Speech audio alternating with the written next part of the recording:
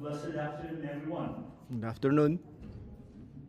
I thank God that we are all here, despite what had happened last week. We were not able to come because of the snowstorm. And we welcome everyone to our church as we celebrate the Family Day this after our worship.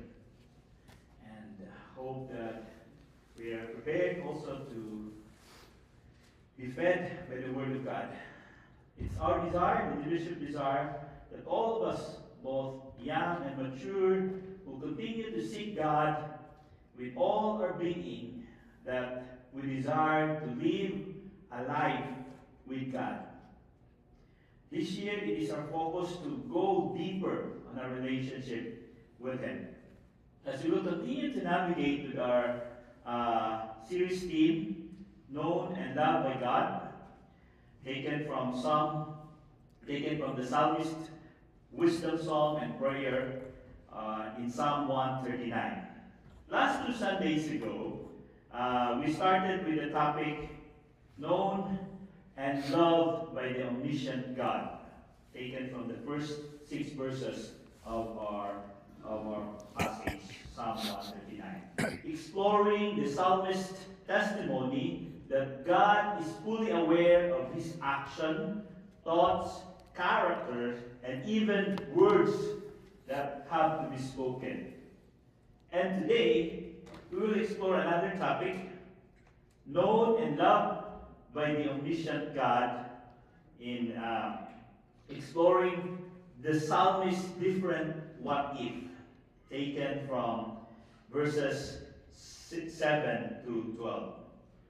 Before going further, let us do the right hand, left hand prayer. Let us put our right hand on our chest and pray, Lord, to prepare my heart. You know my need right now, and speak to me. And your left hand on to the pulpit and pray for the word to be delivered.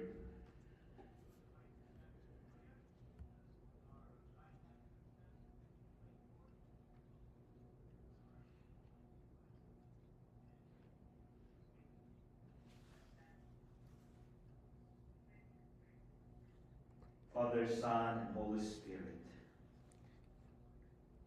humble to you myself, O God, as your mouthpiece. Lord, use me to share your word. This is your word, O God. As you have spoken to me, spoke to your people. You know the very needs of your children right now, O God. Whatever it is, O God, minister to them through your word. Thank you so much, O God. Holy Spirit, have your way. Have your way. Amen. Amen. What is omnipresent?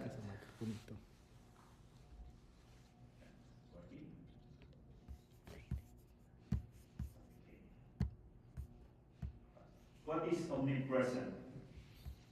It means being present everywhere at once. So who do you know that ever lived has this kind of power? How do you like to have this kind of power? And it is only the living God that we know has the capacity to be omnipresent, to be present everywhere at one time. Let us continue to explore this passage from verses 7 to 12. And our text starts with these 2 rhetorical questions that the proponent, David himself, know exactly what the answer of this question. These questions will give us a clue that David knows God not just cognitively, not just from his mind, but also from his heart. How he knows God personally with all of his heart. The psalmist David asked this question, where can I go from your spirit? The answer is obviously nowhere, because God is omnipresent. And he followed up with another similar question, but quite different. Where can I flee from your presence? The answer is still nowhere. Let us note that why David used the word go on the first question, while the second question he used the word flee. What is the difference of the two? The word go, according to Step Bible, says to go through, flee, to go, walk, come, depart, proceed, move, and go away. While the word flee means to go through, flee, run away, chase, drive away, put to fight, put to flight, reach, shoot, extend, hurry away. These two words differ on the intensity of the action. The first action, in the first question, signifies calmness as it expressed to walk away. We sometimes, oh, I didn't notice that you left. It's like just drifting away slowly. Well, the second action invites us an intense response right away. Fleeing. This means that whatever mode of action David has to take, whether he's slowly going away from the presence of God, God can still notice it. Still, he cannot outrun the presence of God if he flees right away from the presence of God. And let us also note that David used two different designations of God, the word spirit and presence. What is the difference of the two? Although these two words refer to God, they have different meanings as they relate to God. According to the Step Bible, the word spirit here refers to the Spirit of God, the third person of the triune God, the Holy Spirit, co-equal, co-eternal with the Father and the Son. And while the word presence, it refers to the face of God. So why would the psalmist want to run away, to flee away from the face of God? In our previous message, that was taken from the previous verses 1 to 6, we learned that God is aware of David's action, David's thought, David's character, and even the words before he will say it, God knows it already. Since David is aware, since David knew what action he has taken, what kind of thought lingered in his mind, what kind of character he had shown to others, and what kind of words he had spoken, he felt undeserving of the presence of God. That's why his reaction is to run, to flee from God's presence. I like the New Living Translation stated verse 7. Instead of putting it into questions, they put it into a statement. A statement of admission that David cannot run away from the presence of God. It says, I can never escape from your spirit. I can never get away from your presence. Those words of David will allow us to explore his wild what-ifs. He's picturing a what-if experience of fleeing from God and what it would look like. Even in those what-ifs, David discovered truths about God that he can hold on to. First, let's see what David's consciousness, verses 8 to 9. We will first look at David's consciousness of the presence of God, verses 8 and 9.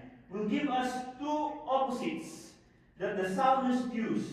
The first opposite is in verse 8 when he said,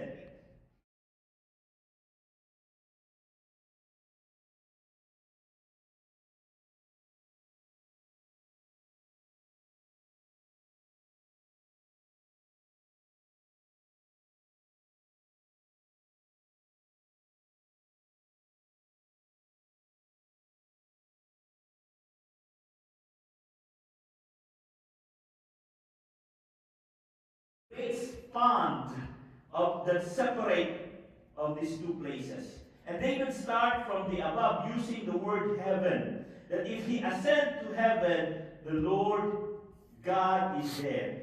The term heaven here appears in a plural form as heavens, and encompassing everything above the earth, including the highest realms. So heaven is often referred to as where God resides. Indeed, that is where His throne, where He holds the courts with His attendants. So with apparent reason, it is already given that the presence of God is there, that we can see God there. So from above, David dived into the deepest known location he ever knew, and he called it Sheol. Sheol, in this context, the term refers to underworld, the dwellings of the dead, or hell. According to the psalmist's understanding, it has a depth that parallel to the height of the word heaven. As far as that heaven, if you invert that, that's also how the deep the Sheol is. Together, this encompasses the realm both above and below. The presence of God is there. The implication is that there is no place where God is absent, either upward or downward direction. The presence of God is everywhere. The Kola Super Deep borehole is in Russia is the deepest hole ever dug by humans. It's like 12,262 meters or 40,230 feet deep. But the Sheol that David refers to here is far deep from that borehole. David wants to stress that God's presence endures both beyond life and beyond death. And the presence of God is there.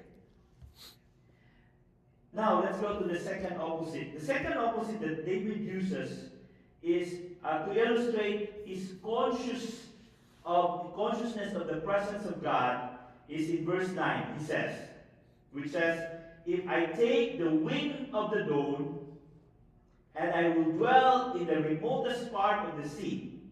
So the word dawn here implies the east side, where the sun rises, where the dawn started.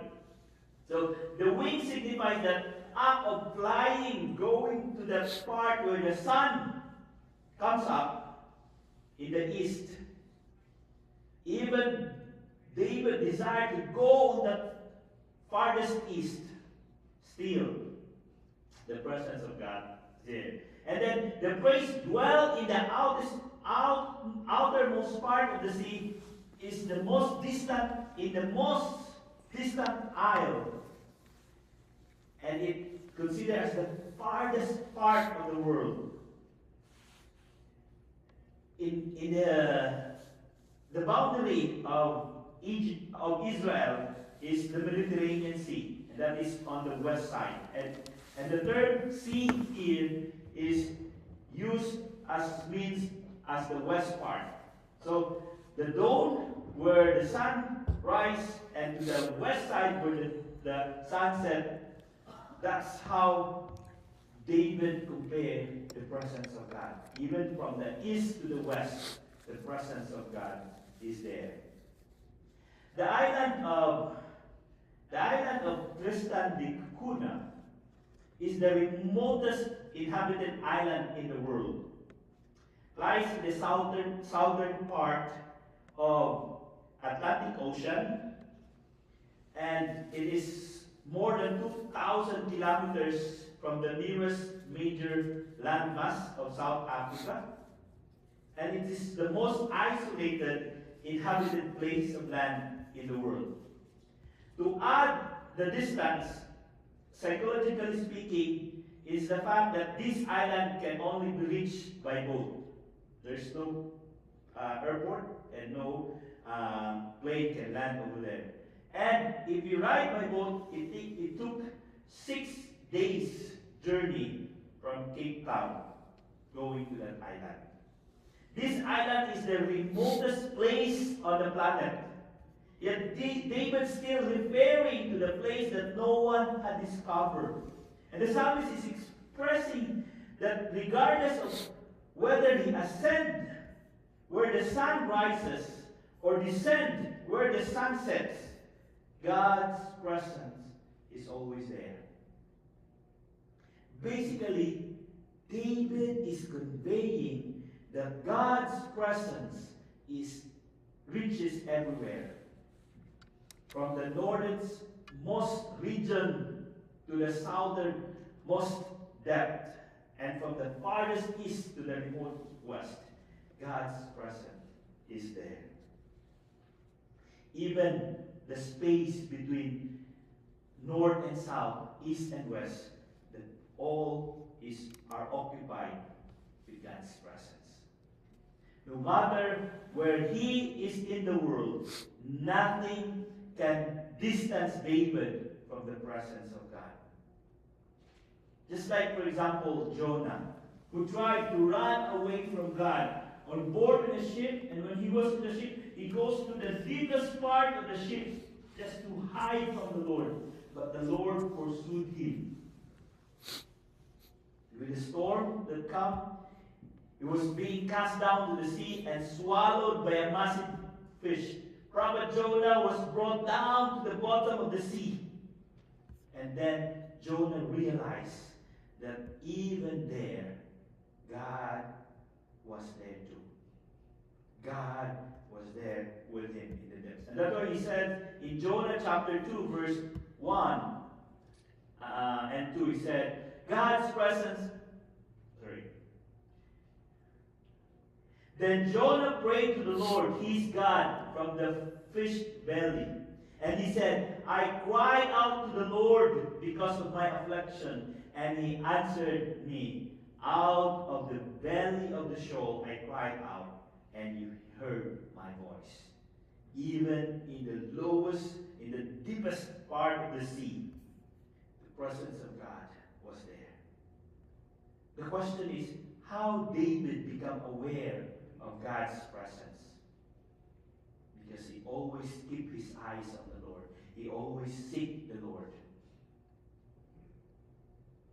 In this what-if experience of David, the second thing we will discover is that David's comfort.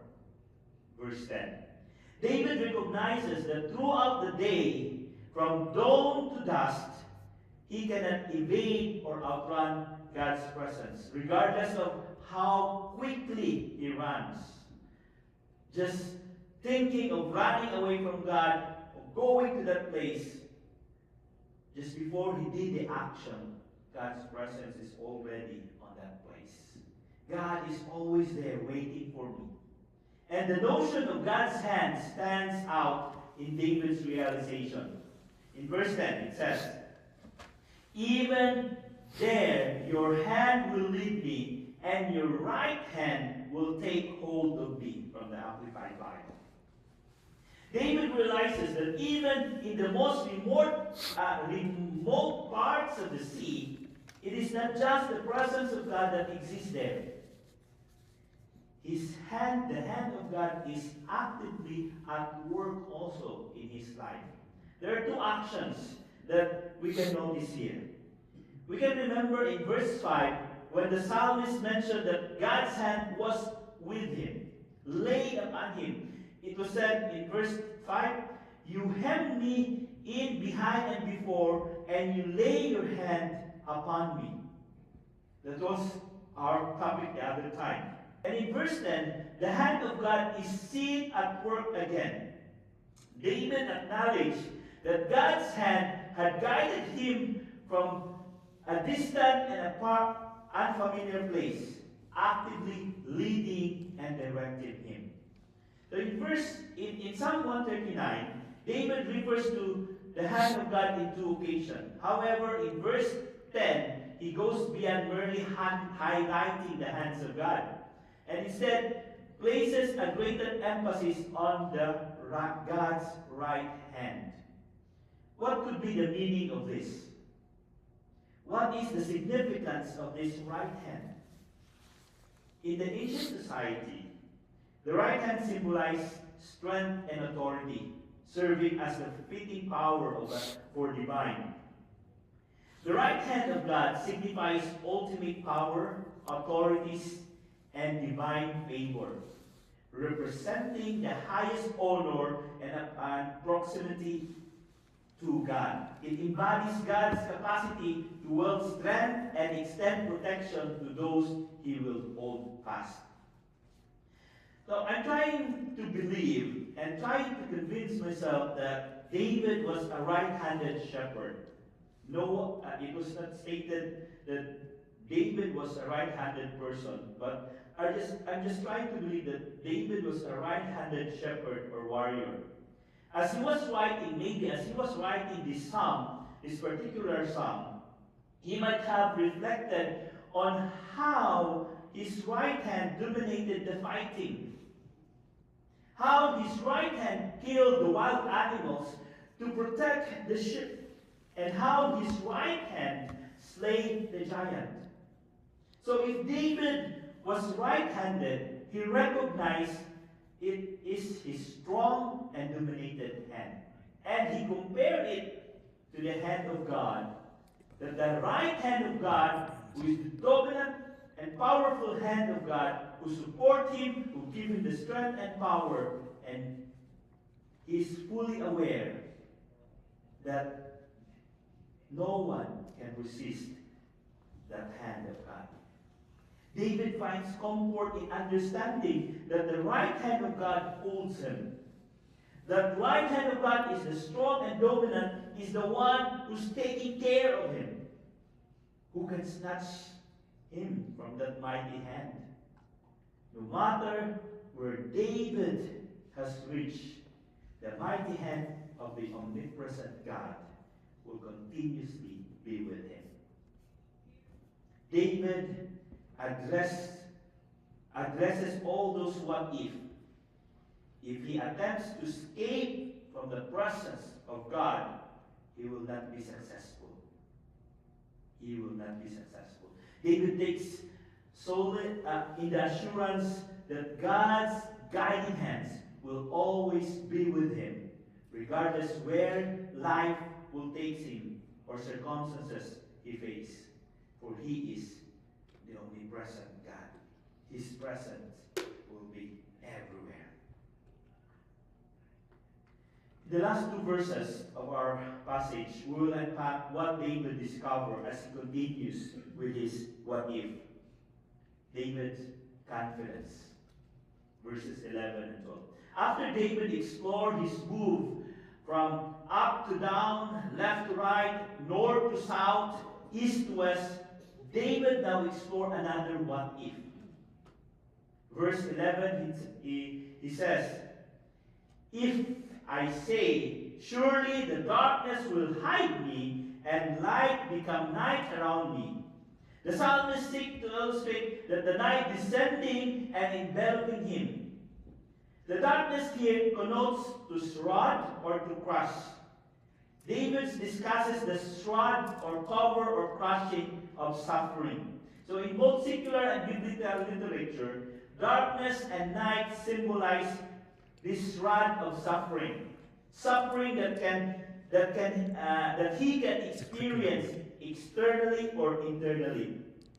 So David envisioned not only the darkness concealing him, but also suggesting that even the light will be turned into night. God's presence is still there. He imagined that being in the bright daylight, yet experiencing it as if it were night. That even it is so bright, he's still experiencing night in his life. This period is known as the dark night of the soul, as term coined by Saint John of the Cross. It feels like there is no escape from the experience of dark trials. That you feel that you are so enveloped of darkness that it seems there's no light waiting.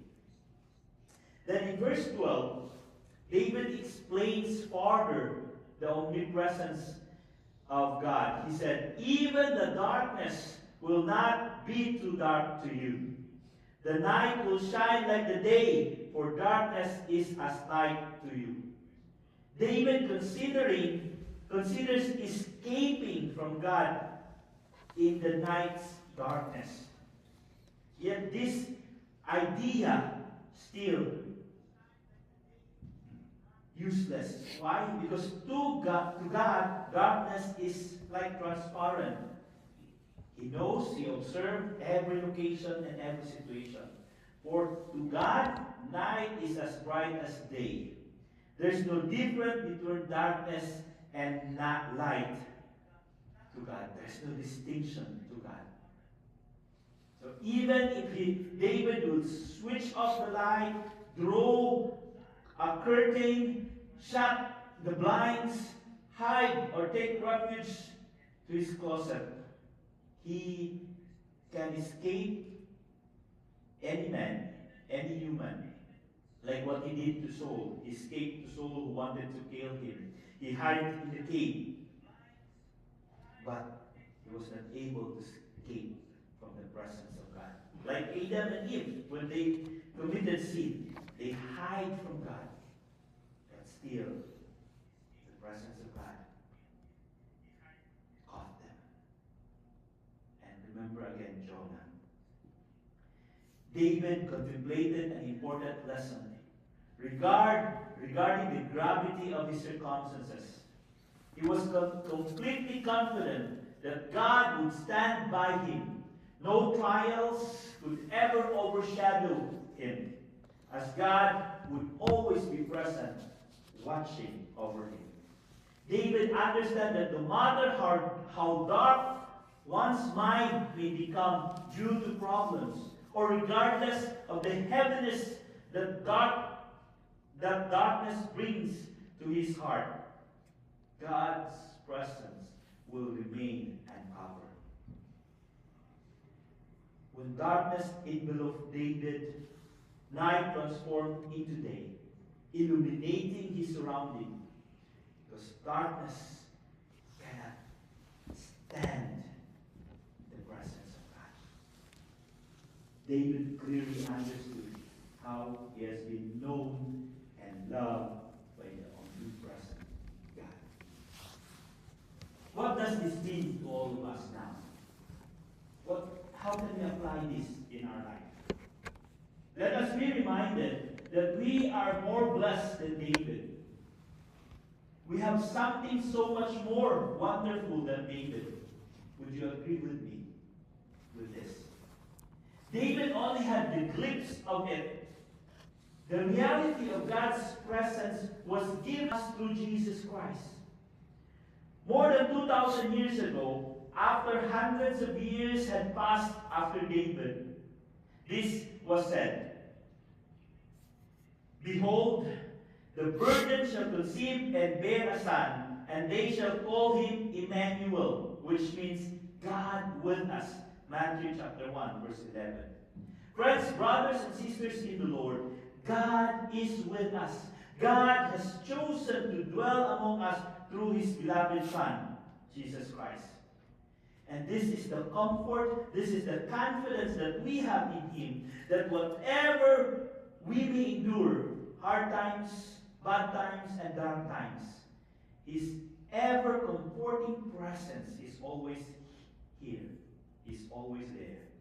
No amount of circumstances can cover us from the presence of God, for his presence will lighten up every situation, every dark situation that we go through. No matter what happens, no matter what he permits in our lives, he brings everything together for our benefits. God remains close even amid despair and hopelessness. Even when we are uncertain about how we arrive in the dark situation, God is right there alongside. I can clearly remember, and I know I was in the presence of God when I met my accident last year in August. So I was doing the 360 401. I just feel the presence of God guiding me along that. And I know He was beside me in that moment. The omnipresent God will always be with us no matter what.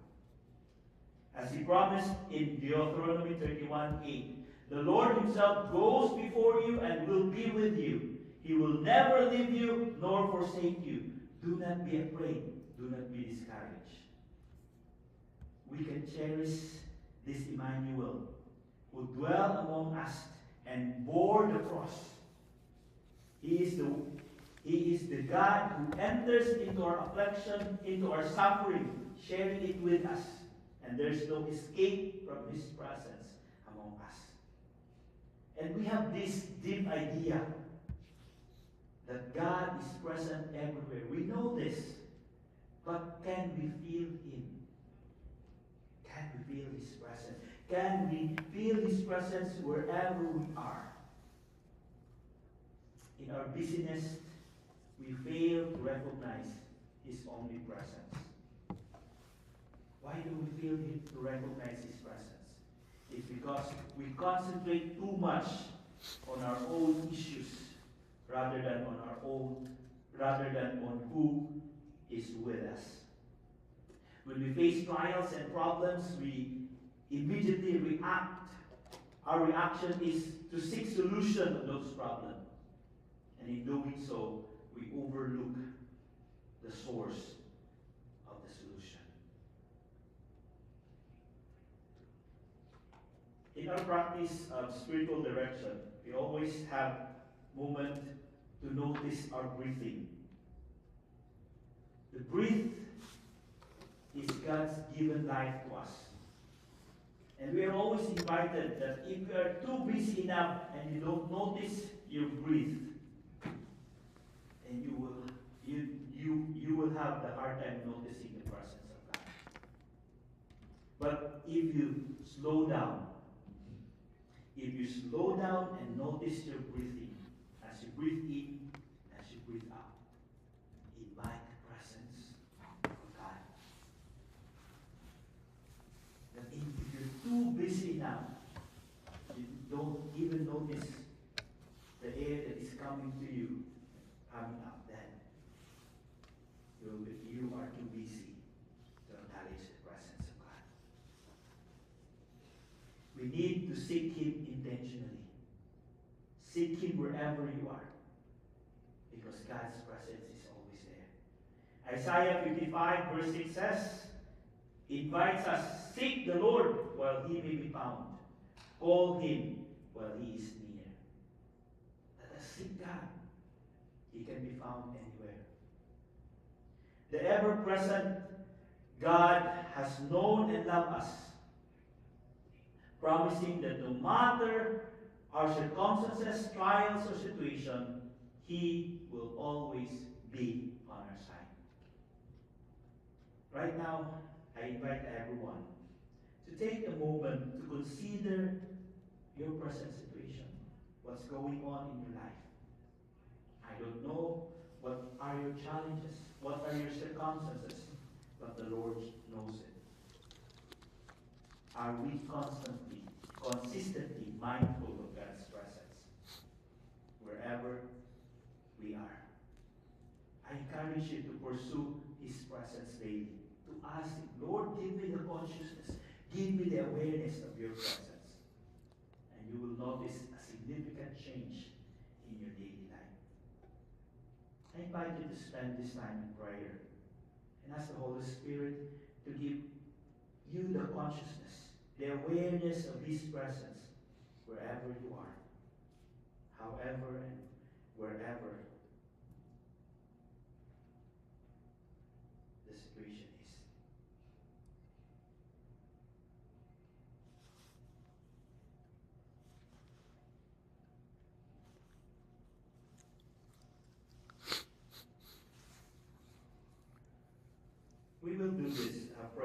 response. I will say a statement and you will reply with this prayer response afterwards. You just say this: Lord God, I am confident and comforted by the work you continue to do in me. Okay, I will say a statement and just reply, do this prayer response. I am always with you. I will never leave you nor forsake you. Response. Lord God, I am confident and comforted. I will stand by you. I will hold you tight. Response. Lord God,